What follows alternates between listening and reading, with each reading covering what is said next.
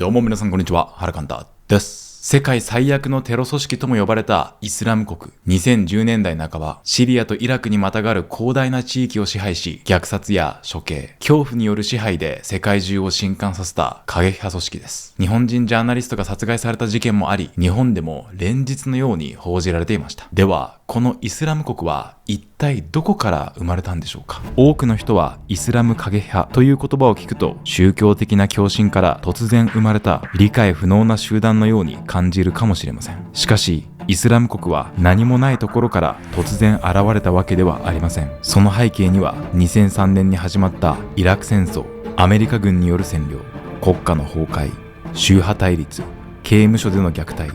政治から排除された人々の怒りと絶望がありました。そしてその戦争を始めた中心にいた人物が当時のアメリカ大統領ジョージ・ W. ブッシュです。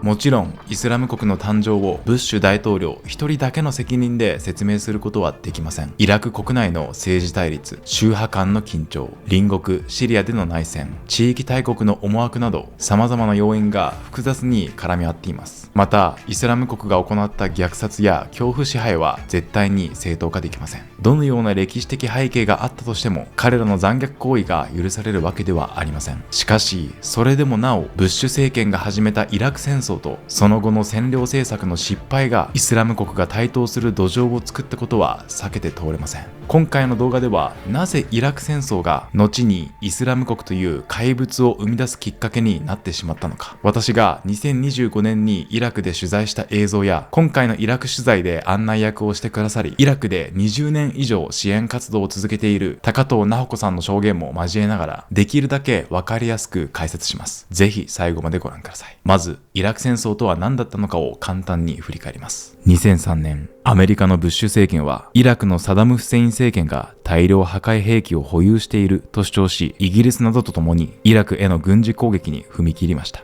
大量破壊兵器とは核兵器、生物兵器、化学兵器のように一度使われれば大量の人々を殺傷する可能性がある兵器のことです。当時のアメリカはサダム政権がこうした兵器を隠し持っており国際社会にとって重大な脅威になっていると訴えました。しかし戦争が終わった後、イラクで大量破壊兵器は見つかりませんでした。つまりアメリカが開戦の大きな根拠として掲げた主張は結果的に裏付けられなかったんです。それでも戦争によってサダム・フセイン政権は短期間で崩壊しました。当時のニュースを見ていた方であれば、イラクの首都バグダッドでサダム・フセインの銅像が倒される場面が繰り返し流されていたことを覚えているかもしれません。その映像はまるでイラクの人々が独裁から解放されアメリカ軍を歓迎した瞬間のように報じられました。しかし現地の現実はそれほど単純ではありませんでした。前回の動画でも少し触れましたが、このサダム像倒壊の場面について高藤直子さんは当時のバグダッドで実際に見えていた空気は世界で報じられていたイメージとはかなり違っていたと話しています。今回のテーマにも深く関わる非常に重要な証言なのでもう一度おさらいしておきましょう。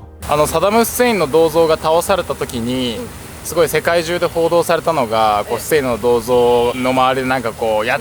たーって喜んでる人のやつとか、あと有名なのは子供がスリッパかなんか持ってフセイン叩いてるっていう。でも実際はあれカメラ引いてみたらそんなに喜んでる人たちはいなかったみたいな話があると思うんですけど、あれは事実なんですか？それはね本当そうで、例えば日本で言ったらジャーナリストの綿井武春さんの「リトルバーズ」っていうドキュメンタリーに詳しいですけど、綿井さんのカメラをぐーっと引くとその喜んで「おーおー」って言ってる人たちの周りのところで天を仰ぎながらこう祈りを捧げたり暗い顔をしていたり遠くからこう冷静に窓から見てたりとか、やっぱり反応は喜んでるだけではなかったっていうのが実際のところですよね。で私自身も来てすぐにいろいろな人たちに話聞き取りしましたけど、さまざ、まな反応、サダム像が引き倒されてしばらくその上に何もない状態になった時にこの辺その鉄条網とコンクリートブロックだらけだったんですよ。全部ここ囲まれていて、例えばこちらにあるのがシェラトンホテル、こちらがパレスチナホテルなんですけど、これも全部もう4メートルのコンクリートブロックで囲まれてたんですよ。銅像のあった台とか、それからこの辺のコンクリートブロックのところに英語で US アウトとか出ていけみたいなこととかがあっちこっちに書かれているっていうような状況がありましたね。この証言からわかるのは、イラク戦争後の社会はサダム・フセインの独裁から解放された、アメリカ軍が歓迎されたという単純な物語だけでは説明できないということです。確かにサダム・フセイン政権は独裁政権でした。反対派への弾圧や人権侵害もあり、国際社会から強く批判されていたことは事実です。しかし、独裁政権を倒すこととその後の社会を安定させることは全く別の問題です。アメリカはサダム政権を倒しました。しかし、その後のイラクでは国家の骨組みそのものが大きく揺らいでいきます。その代表的な政策が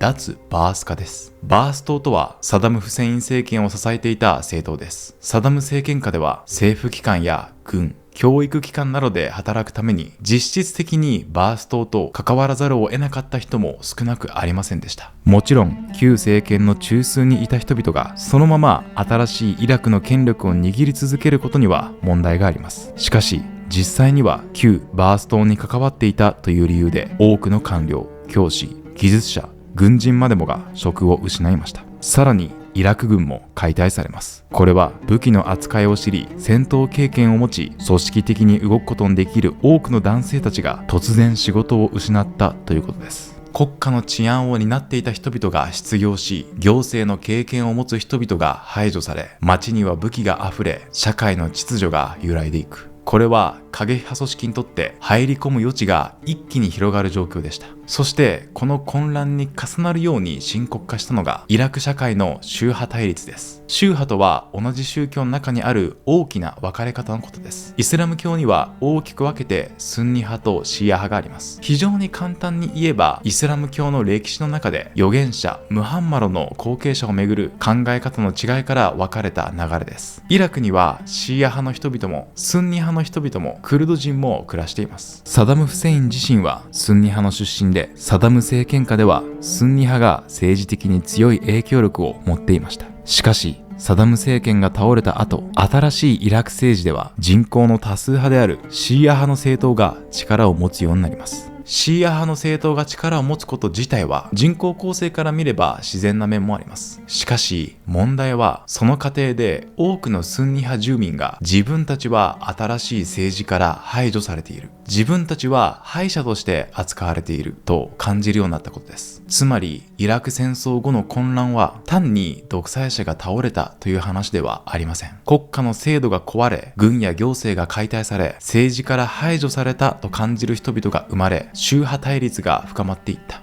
その積み重なりの中で過激派組織が人々の不満や怒りに入り込む余地が広がっていったんです。この宗派対立について高藤さんが非常に分かりやすく説明してくれている場面があります。イラク政府はサダム政権が倒れた後にイランに傾倒した政治政党がバグダッドでイラク政権の中枢を担うようになった。これによって宗派対立っていうのが起きてしまって、シーア派、スンニ派で結婚していた夫婦なんかも離婚するような状況になっていき、住み分けもして始まってしまい、それの宗派対立っていうのが内戦状態になっていく。これが背景にあります。で、シーア派政権はスンニ派の人たちを捕まえて拷問したりっていうようなことをアメリカ軍がアブグレーブでやってたように、それを受け継いだイラク政府も同じようにそのテロリストだとかそういう形で拷問をしたり虐待をしたり、迫害をしたっていうことですね。それの激しくなったのが2013年。それにIS だっていう風な形で持っていった感じですね。イラク戦争の前までは、フセイン政権が軍事独裁政権として世界的には批判されていたけれども、フセインっていうある意味強権がいたからこそ国内の宗派対立とかが抑えられていた。でもそれがアメリカ軍がフセインを倒したことによってイラク国内の微妙な均衡の上に保たれていた関係とかやっぱ崩れてしまったっていうところがあるんですね。そうですね。で実際に言うともっとすごいおおらかな答えが結構返ってくるんですよ。というのは我々にシーアもスンニもないっていうのはすごくシーア派の人もスンニ派の人も言ったんですね。で宗派対立が激しくなった時にも確かにこういうふうに分かれてしまったけれども、後々にみんなやっぱりシーアはシーアでも自国民を殺し合うような我々は同じアラブ人なんだっていう言い方をしたりとかね。もともとはその3割以上4割近くがそのシーアスンニで夫婦作ってきて、家族の中にはシーアもいればスンニもいる、クルド人のと結婚した人もいるみたいな、家族みんなが集まったら本当に多種多様な人間でその家族を作っているっていうのが、これがイラクの特徴だったんだ。それはもうみんなが言ってましたね。それがやっぱり政治的なあれでシーア派はシーア派、スンニ派はスンニ派とか、クルドはクルドとかなんかそういう感じで、政治システムがそういう風に変わってしまったので、それが結局宗派対立とか内戦状態を助長したっていうのはあります。もちろんイラク国内のね宗派対立とかそういう問題もあるとは思うんですけど、やっぱり歴史をちゃんと遡ってアメリカによるイラク戦争とかイラクの占領とかそういうところで目を向けないと、その後のイラク国内で起きた問題っていうのが見えてこないなと感じました。高藤さんが語っていたように、イラクはもともと単純にシーア派とスンニ派が常に殺し合っていた国では決してありません。家族の中にシーア派もスンニ派もいる。宗派を超えて結婚している。クルド人と結婚している人もいる。そうした多様なつながりがある社会でした。もちろんサダム政権は独裁であり、多くの問題を抱えていました。しかし強権的な政権が倒れた後、新しい政治の仕組みをどう作るのか、旧政権に関わっていた人々をどこまで排除し、どこから社会に戻すのか、スンニ派とシーア派の関係をどう調整するのか。そこに失敗すれば、もともと社会の中にあった緊張が一気に表面化してしまいます。そして実際に政治から排除されたと感じる人々、仕事を失った人々、家族を失った人々、アメリカ軍による占領への怒りを抱える人々の中に過激派組織が入り込んでいきました。もう一つ避けて通れない問題があります。それが世界的な大スキャンダルにもなったアブグレイブ刑務所での事件です。先ほどの高藤奈穂子さんの解説にも登場しました。アブグレイブ刑務所で何が起き、それがイラクの人々にとって何を意味したのか。この重要な話に入る前に少しだけお知らせをさせてください。私、原寛太は世界を無視しない大人になるためにという本を自費出版しています。私自身が国際協力の活動を始めた原点について書いた一冊です。興味のある方はぜひ動画下のショップからお買い求めください。一冊700円です。全国各地で講演会も行っています。国際協力や社会貢献、戦争や平和をテーマに原寛太の講演会の開催にご関心のある企業や教育機関の皆様、少しでも興味がございましたら概要欄のリンクからお気軽にお問い合わせください。アブグレイブ刑務所はバグダッド近郊にある巨大な刑務所です。サダム政権時代から政治犯の収容などで悪名高い場所でしたが、イラク戦争後にはアメリカ軍が運営する収容施設として使われました。そして2004年、ここでアメリカ兵がイラク人収容者を虐待していた写真が流出し、世界的な大スキャンダルとなります。裸にされた収容者、犬に脅される人々、屈辱的な姿勢を取らされる人々、人間の尊厳を深く傷つける写真が次々と明らかになりました。この動画ではその写真は使えません。本来であればアブグレイブ事件の重大さを伝えるために実際の写真を引用することも考えました。現在でも Wikipedia などで確認することはできます。ただしその内容は非常にショッキングであり、収容されていた人々の尊厳を深く傷つけるものです。YouTube のガイドライン上のリスクだけでなく、視聴者への配慮という意味でもこの動画では直接的に表示することは避けます。関心のある方はご自身で調べることもできますが、かなり衝撃的な内容であることは先に伝えておきます。世界的な大スキャンダルになったアブグレイブ刑務所の事件はイラクの人々にとって何を意味したのか。独裁から解放すると言ってやってきたはずのアメリカ軍がイラク人収容者を屈辱的に扱っていた。これは単なる一部兵士の不祥事として片付けられるものではありませんでした。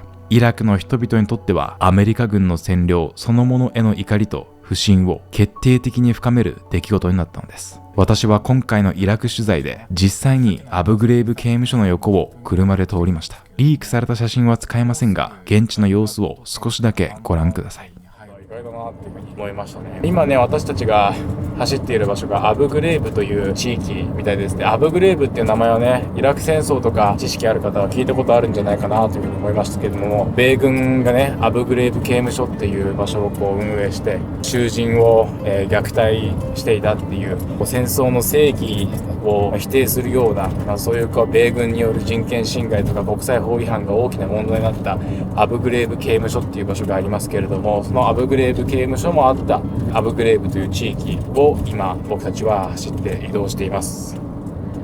今走っているここがアブグレイブ刑務所です。イラク戦争のことが勉強した時にね、いろんな場所でこう聞いていたキーワードですけれど、まさにそのアブグレイブ刑務所、世界的に大問題になったその刑務所のすぐ横をですね、今走っています。すごい大きいですね。塀がずーっとどこまでも囲まれていて、かなりの面積がありますね。時々こう監視タワーみたいなものもあって、ものすごく広大な面積を囲って、塀が作られています。この中でね、アメリカ軍によるさまざまな人権侵害の問題、囚人の人たちに対する人権侵害の問題が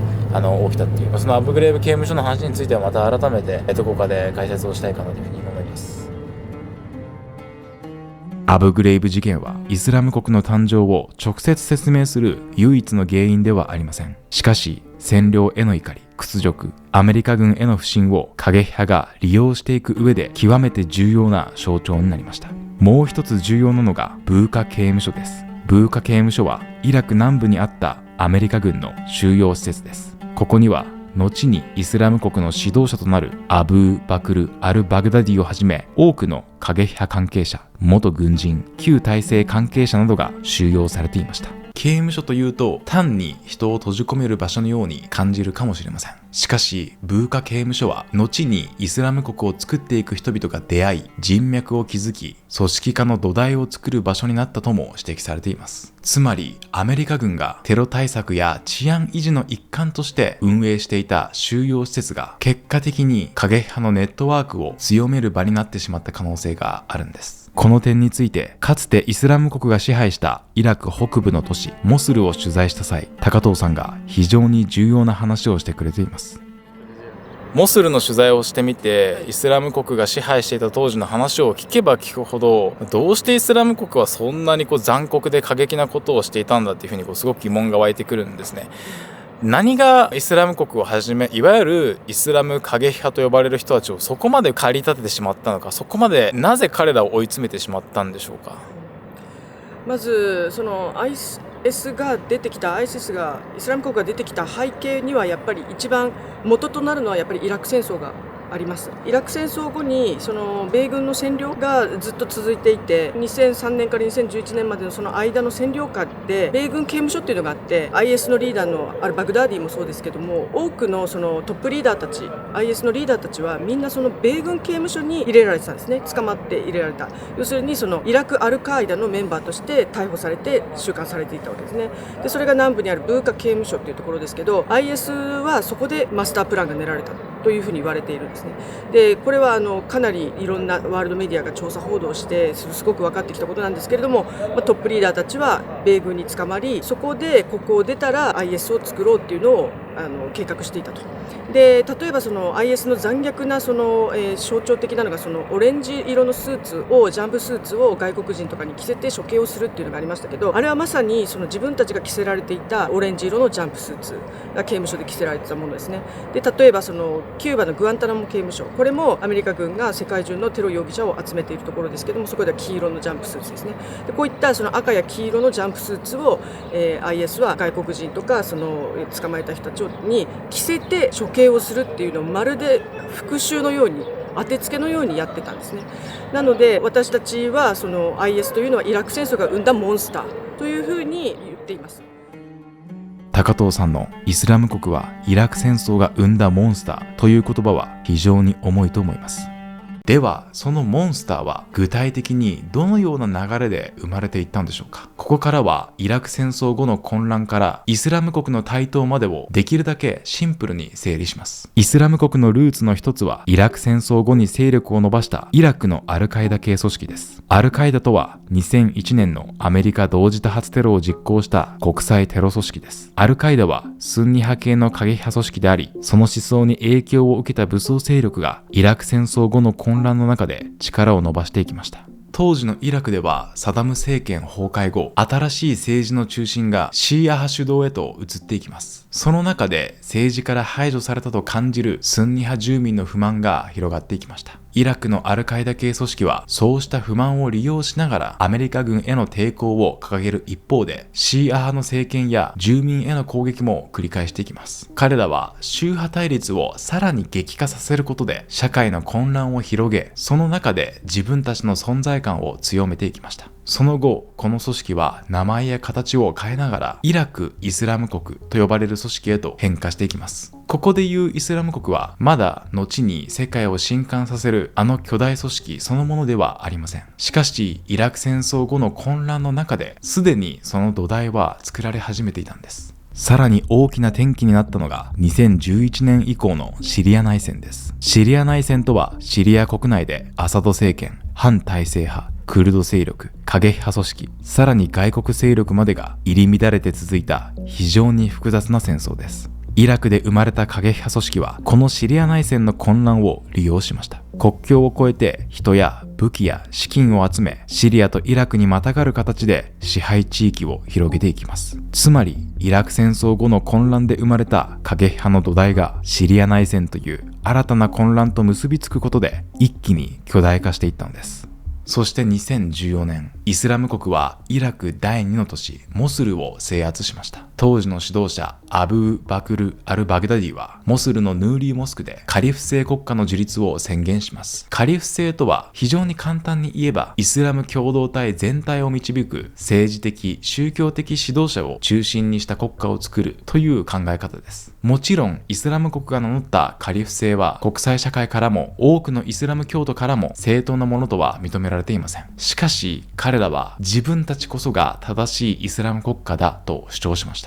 そして実際に支配地域では税金を取り、裁判を行い、警察のような組織を作り、人々を恐怖で支配していきます。こうしてイスラム国は単なるテロ組織ではなく、国家のような統治機能を持つ国家もどきの存在になっていったんです。前回の動画では私がそのヌーリーモスクを実際に訪れた映像も紹介しました。興味のある方はぜひイラク取材シリーズの過去動画もご覧ください。今回の動画で強調したいのは、イスラム国は突然現れた怪物ではないということです。イラク戦争によって国家の仕組みが壊れ、軍や行政が解体され、政治から排除された人々が生まれました。そこにアメリカ軍の占領への怒り、アブグレイブ刑務所が残した屈辱、ブーカ刑務所で生まれた人脈、宗派対立、そしてシリア内戦の混乱が重なり、イスラム国は一気に勢力を拡大していきました。もちろんこうした複雑な背景があるからといってイスラム国の残虐行為が正当化されるわけではありません。しかし私たちが見なければならないのは、こうした過激派組織が生まれてしまう土壌です。世界情勢を見るときに大切なのは、表面に現れた怖い組織や衝撃的な事件だけを見ることではありません。誰が戦争を始めたのか、その戦争によってどの社会が壊されたのか、誰が排除され、どんな怒りや屈辱が残されたのか、そしてその隙間にどのように過激派が入り込んでいったのか、そこまで見なければ、なぜ同じような暴力が別の場所で別の形で繰り返されるのかは見えてきません。これはイラクだけの話ではありません。今私たちが見ている中東情勢、そしてこれから起きるかもしれない新たな戦争を考えるときにも同じ視点が必要です。軍事力で敵を叩けばそれで問題は終わるのか、体制を弱体化させればその後に安定した社会が自然に生まれるのか、攻撃された側の社会にどんな怒りや不信が残るのか、そこを見ないまま戦争を始めれば、たとえ目の前の敵を倒したように見えても、その先にまた別の暴力の種を残してしまうかもしれません。戦争を始めるのは簡単です。しかし壊された社会を立て直すには何十年もの時間がかかります。これがイラク戦争とイスラム国の歴史から私たちが学ばなければならない本質だと思います。今回の動画ではイスラム国の誕生を単なる過激派組織の問題としてではなく、イラク戦争や占領政策、その後に残された怒りや排除の構造から考えてきました。皆さんはブッシュ政権のイラク戦争がイスラム国の台頭にどれほど影響したと思いますか？そして現在の中東情勢を見る上でも同じような視点が必要だと思いますか？ぜひコメント欄で皆さんの考えを聞かせてください。大手メディアの報道だけでは見えてこない現地の声や世界の問題がどのようにつながっているのかを、これからも原監督のチャンネルでは分かりやすくお届けしていきます。今後も一緒に学び続けてくださる方はぜひチャンネル登録をよろしくお願いします。今回の動画で紹介したイラク取材の詳細は過去のイラク取材シリーズでも公開しています。アメリカ軍による占領や戦闘の傷跡が残る地域、かつてイスラム国が支配したモスルの現在、そして現地で活動を続ける高藤直子さんとの対話など、ニュースだけではなかなか見えてこないイラクの現実を記録しています。イラク取材シリーズの再生リストを用意していますので、ぜひ現地取材の動画も合わせてご覧ください。私が運営するオンラインサロンシナジーでは YouTube では話しきれない海外取材の裏側や現地で見聞きした小さなエピソードもメンバー限定でシェアしています。過去には今回のイラク取材で案内役をしてくださり、イラクで20年以上支援活動を続けている高藤直子さんをお招き撃して現地の状況について学ぶ勉強会も開催しています。ニュースだけでは見えない現地のリアルを知りたい方、私の海外取材や発信活動を応援したいと思ってくださる方はぜひシナジーに参加していただけたら嬉しいです。少しでも興味があれば概要欄のリンクからホームページをご覧ください。ということで今回も最後までご視聴くださりありがとうございました。また次回の動画でお会いしましょう。